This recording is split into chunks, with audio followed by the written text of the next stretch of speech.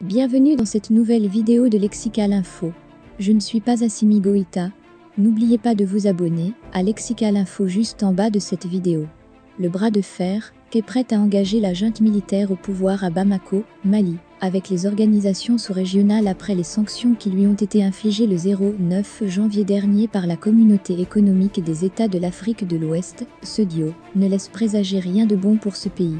Si son issue reste incertaine, on peut tout de même parier que les autorités maliennes vont au-devant d'importantes difficultés, que leur seule posture révolutionnaire, fût-elle sublimée par les réseaux sociaux et soutenue par leur nouvelle alliance, ne suffira malheureusement pas à les aider à affronter, encore moins à résoudre.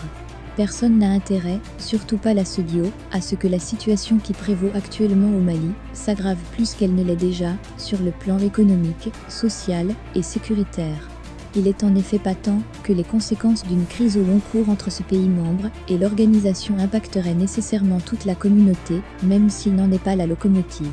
Il n'en demeure pas moins que l'organisation a raison de rester ferme sur ses positions de principe face au jeu de yo-yo d'Assimi Goïta et de ses hommes qui, depuis leur prise de pouvoir, semblent la narguer. Pourtant, elle est dans son rôle et c'est le contraire qui devrait étonner lorsqu'elle rappelle aux autorités maliennes qu'elles ne sont que transitoires et devraient dans les meilleurs délais possibles rendre le pouvoir à un gouvernement ayant reçu l'onction du suffrage universel. Car, c'est là le talon d'Achille du régime de Bamako, quelles que soient ses bonnes intentions, son autorité procède d'un double coup d'État. Il ne peut pas longtemps se cacher derrière l'argument de la nécessité d'une réforme en profondeur du pays et évoquer un soutien populaire.